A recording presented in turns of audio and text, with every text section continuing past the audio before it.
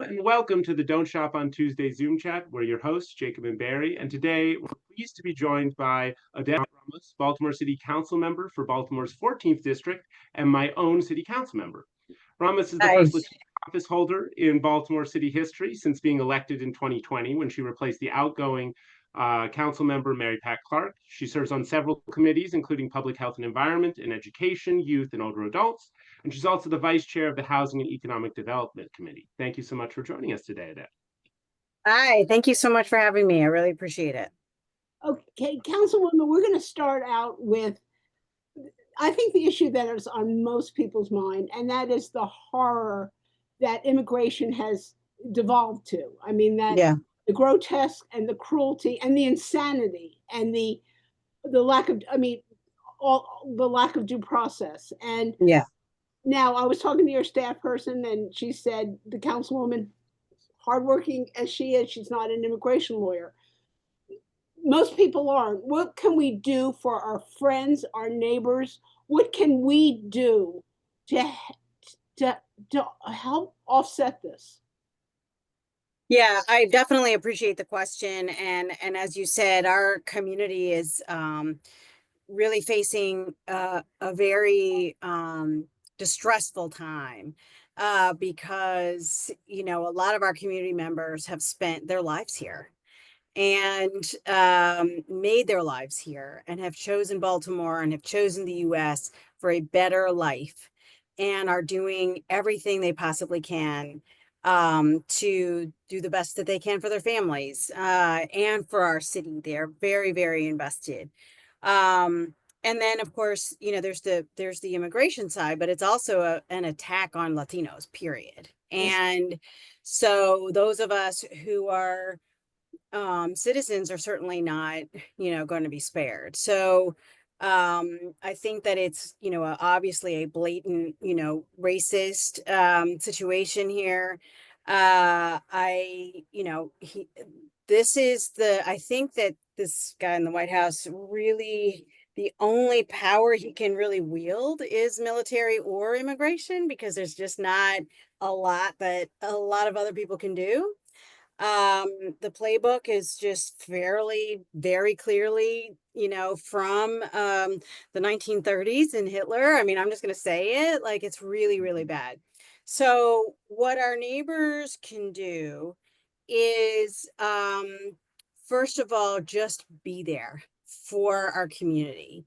And if you see something happening, get out that video. Make sure you've got your phone, get out that video.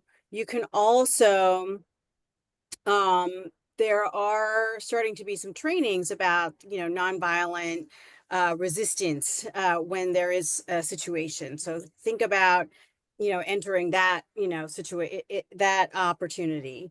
The other is that we are really going to be focused as a city on the legal situation. We think, and our solicitor believes that, you know, the due process piece is going to be something that will win. And so that's why it was important for us to get that additional dollars for the legal support. That is going to be critical. So making sure that residents know what those legal parameters are. And, you know, we will be coming up with a 1-800 number, which should be published very soon, so that neighbors and our immigrant community can call and say, hey, this just happened, and can get that representation immediately. And that's going to be really, really critical as we move forward. But if you see something, I mean, the thing that's really crazy here, especially in Baltimore, where we're just under a consent decree for our law enforcement, you know, law enforcement is supposed to identify themselves. And this particular group of people are not identifying themselves. And that is a problem because we actually don't know who it is. But it's a terrible situation. I just, you know, want to make sure that neighbors can express how important it is, that our immigrant community is important, and we can do everything we can. Now, on the sort of planning side, there are families actually planning for separation, and it is a horrific thing that any family has to go through. there is something called standby guardianship, and we need allies to sign up to be standby guardians and take our kids if our parents have to go. And it's heartbreaking and horrible. And so, you know, my office has resources for how to get involved with that. It is, you know, but we have to plan for everything. And so we need those allies to be willing and ready for really anything. So those are the things that I would suggest people start to get involved in. We will continue to have lists of resources when that 800 number comes out. We'll make sure that people know it.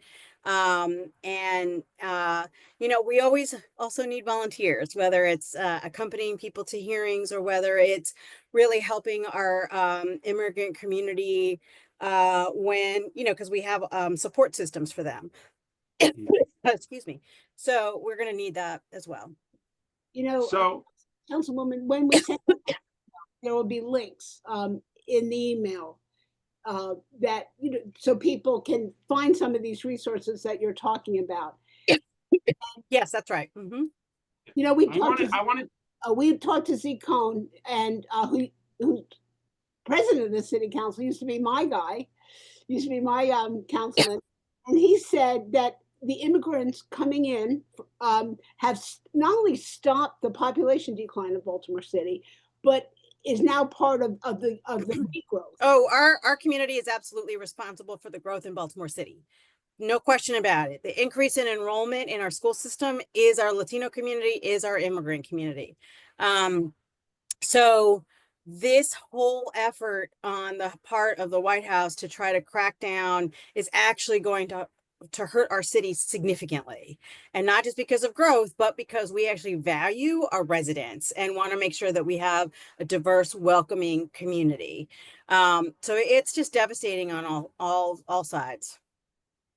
Jacob? yeah, I wanted to ask you, I had thought that Baltimore was a sanctuary city, but it is, in looking it up recently, it is not. And it's considered a welcoming city. And I'm wondering if there is any consideration by the city council in terms of how to, you know, as to whether that designation in light of, you know, what is happening with with ICE and this sort of lawlessness, if that is sufficient anymore, and if there's any ability for the city council or you know, the mayor in action to sort of re-examine that status and what potentially actions the city could take to sort of more formally protect individuals, or is there not much within your wheelhouse? So good question. The designation for sanctuary city actually means that communities that control their jail systems are then not letting ICE or law enforcement cooperate with ICE. And so we do not control our jail. Baltimore City does not control that jail that's in the middle of the city. That is a state-run facility. And so the formal definition doesn't actually fit with us. However, your other question about, you know, sort of how do we protect better? So right now, the city, are operating under executive orders from past mayors.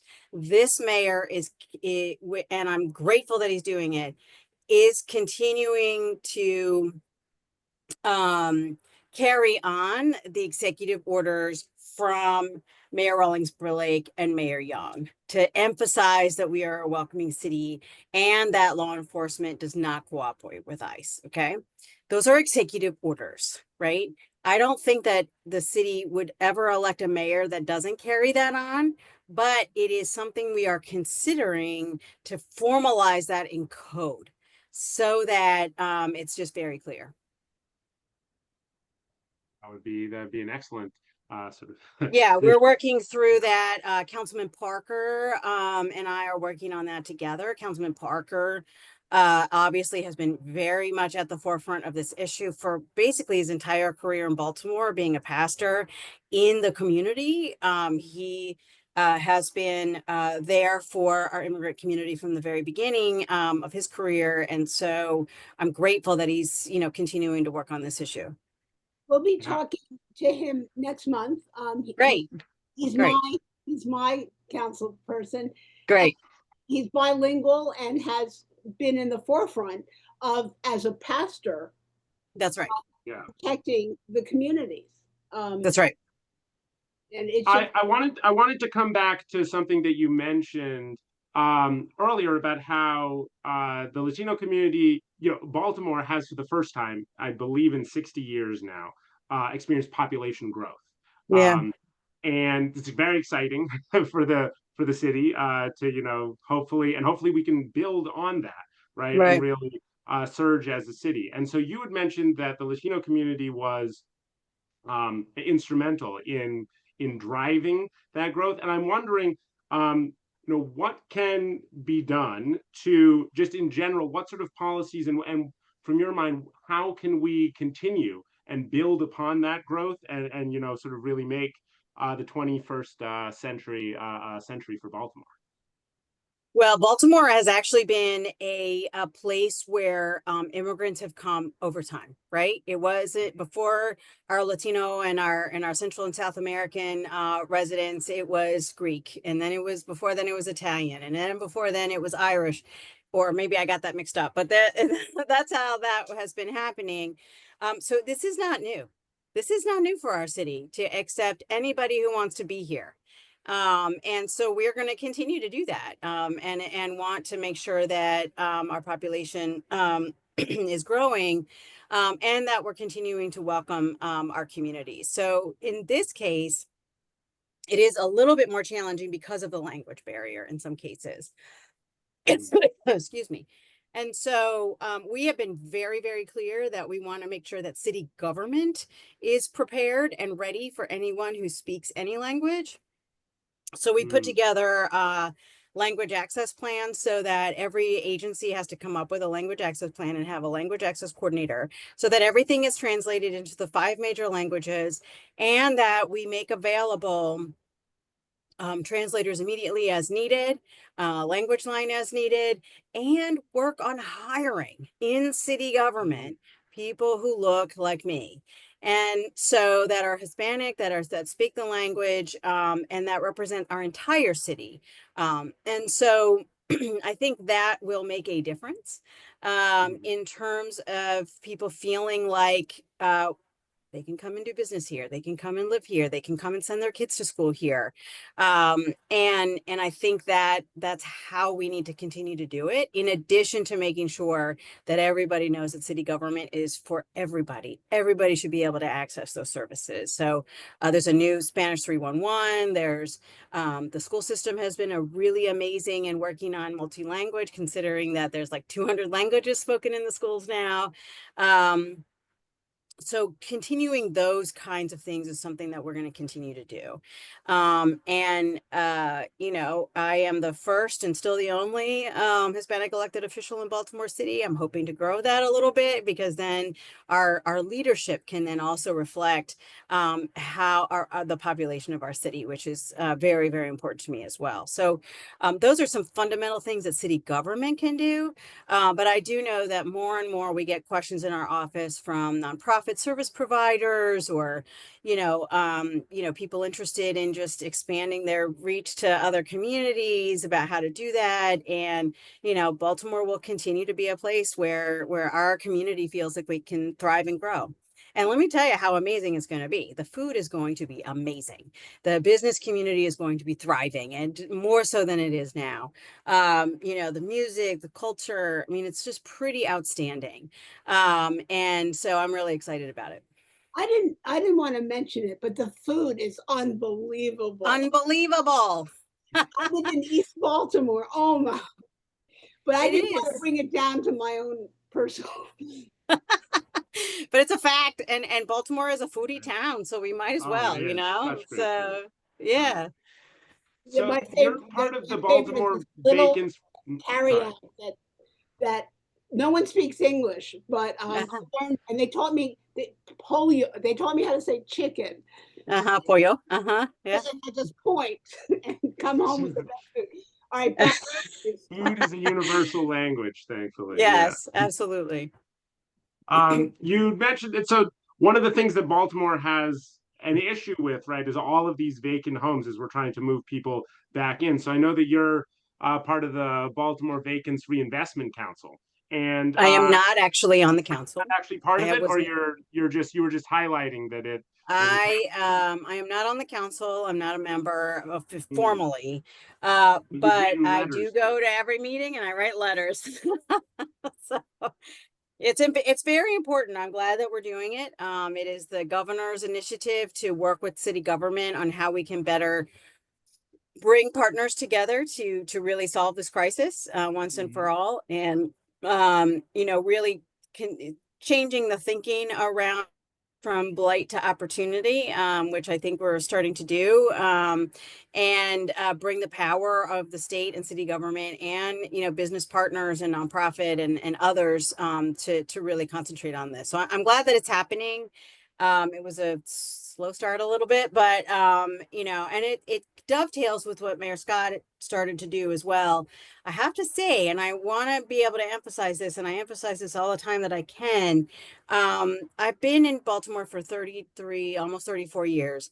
And throughout my career, we've been focused a lot on community development and housing. And a lot of us have been screaming very loudly about, trying to support our residents who are living next to vacant properties, as well as, all the other things that happen with vacant properties. And frankly, the sacrifice of the 3 firefighters that perished in the Stricker Street fire is what sparked a lot of more people's interest to make sure that we're dealing with this once and for all. So we cannot forget the sacrifice of these families and those firefighters to get us where we are today. And I'm glad that we're finally addressing this issue. Again, many of us have been screaming about it for a long time. There's so much work to do. So I'm really glad that a lot of partners are coming together to make sure that we get this right in our city. We become a model for other cities. And our problems are very unique to any other city that's had challenges with vacant and abandoned properties. Detroit had way more of them, but this housing stock was different because that was during the foreclosure crisis and people just left their homes. So they're perfectly fine. Here we've had a lot of disinvestment and just, there's a lot of these properties that are just not in good shape and they've been vacant for a long time. And that has a lot to do with our racist housing policies from the past in terms of, who's done investment where and why. And I'm just glad that we're turning it on its head. I'm sorry that it took the sacrifice of 3 firefighters to get us where we are, but we're there and we're not gonna, let their sacrifice go in vain. Thank you so much. And when we talk to conscientious, hardworking elected officials like you, some of the issues are universal, and some of them are universal in part, and specifically unique. Now, Jacob and I are both did graduate work at Johns Hopkins University. Yeah. And they're the big kid on the block. I mean, not the hospital, we're talking the university. And they want to cut down 90 trees, 90 as in NO trees, to build an AI center, which is a horrible pollutant. It's my understanding they don't have a permit to take down these trees. And not yet. I would hope not ever, but now this is going to become a more prevalent problem. It's already a crisis in Memphis, where Elon Musk ignored permits and lied, and now certain communities are just choking on the pollution. And so what do we do with this actor that has more money and more clout, and it's going to pollute our city and and take down trees? What do we do? So this thing I've been fighting for the last 3 years, and I'm and the community members are very upset about it. This AI center is not a data center, apparently. It is a center where there will be the teaching of AI and the study and the research. People from all over the place can come and do research. I have a lot of thoughts about AI in terms of, some warning signs, some positive, but a lot of warning signs. We don't know who has funded this project. Johns Hopkins will not say. And it has been a really tough situation. It is a huge building. It is going to be bigger than the convention center, and like a lot bigger than the convention center. It will be taking down the trees on Hopkins campus. Unfortunately, we have zero to say about it as a city, but the ones that are the city trees can be saved if they move their construction entrance to the other part of the property, which is where they have a construction entrance now for their other building. This is temporary. Exactly. So they can move that. We've requested that. That's really important. The other worry about this building is it abuts directly with the Stony Run, and the Stony Run is already very fragile. The city has spent a lot of money to restore the Stony Run to try to mitigate the effects of flooding and sediment in the Stony Run that goes to the Jones Falls and then over to the bay. Okay. What could happen, even though they've moved it back a little bit, is the construction, the silt, the sediment, all of that can just ruin all that investment that is put in the Stony Run. Not to mention all of the, the ecosystem there as well. And, there's obviously, construction traffic and a lot of different things as well. This has been frustrating. Now, Hopkins has, to their credit, we've had lots of public meetings about this. And they have made some concessions. They moved the building back. They agreed to do surveys of people's houses, so before and after construction, and pay for any damage. But they're not really paying attention to this parking issue with construction, parking. The tree issue is a big deal considering those are such mature trees, and the Stony Run. So, we don't have a lot of leverage here because they don't need any zoning. It's not like we can just make a deal with them to give them some zoning. They were thinking about going high, but then they took that away. They made that decision to take it away. The community did not. And so it is a tough situation. We're continuing to work with the city to try, and Hopkins, to try to make some concessions. It is a little tiny weeny patch of land for a really big gigantic building that is frustrating. Now, I have to say, if this was housing, we would have a completely different issue, but housing is not as invasive in some ways. So and I'm a proponent of more housing. So I think that this is just a classic Johns Hopkins power grab and wanting to do whatever it wants without any consideration for the community, and I think that's sad. Yeah, it's infuriating. And I can't get over, in part, the fact that they're building this giant thing larger than apparently the convention center right next to and completely enveloping and overshadowing their new SNF Democracy Agora Center. So which was supposed to be like state of the art, which was supposed to be state of the art with beautiful views over the area. Now it's just going to be swallowed up by an AI, something built around AI, which I don't know if they're intentionally trying to create the sort of dramatic irony around their statement around democracy versus AI and their own priorities, but amazing, right? The investment does speak for itself. So weird. It's weird. I don't get it. It doesn't. I don't understand it. It's a real problem. I think it's a real problem. And there, we've made a lot of concessions. The community has made a lot of concessions. Is there any way, as we're wrapping up, because I know you need to go in just a couple of minutes, is there any way for currently the residents or the community members to try to pressure Hopkins further, or to swing them towards making any more of these concessions around, say, moving the moving the entrance to not cut down the trees on the property? Do you have the indication that they're going to get can we work with the city council? Can residents pressure their city council members? I know that you're not in support of these permits, but they need those permits for those 27 trees on the main city property. Is it? Part of the tree issue is something that we have to do with the code, because the code allows it. And so, in development and, and with permits, it's basically like if a developer does what or applies for doing something within the code, that they're going to let that happen. Now, what we're asking city agencies to do is to take into consideration all these other things before approving those permits. And so those are some of the discussions that we're having. You know, if we could figure out who's actually funding that thing, that might actually put some pressure on them as well.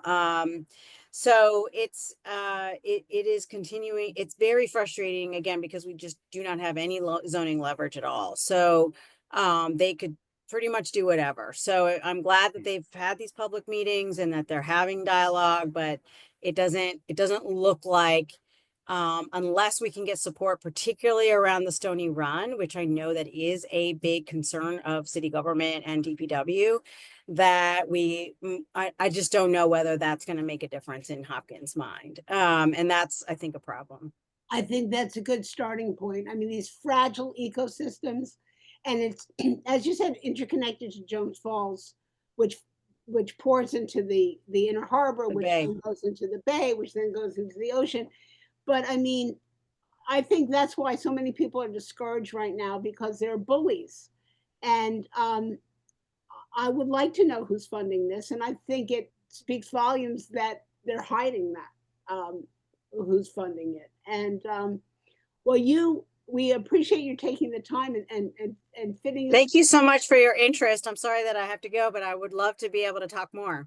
Oh, yeah, you're always welcome. And we'd love to have Hopkins on here, explain why they're so eaten. No, just that would be amazing if they would talk to you. Yes. Well, thank you so much, Councilman Ramos. Really appreciate you. We'll let you get going and have a great rest of your day. And thanks so much a lot. for joining us, everyone. Really appreciate your help. Thank you. Thanks for everything. Until next time. Don't shop Take on care TV. now.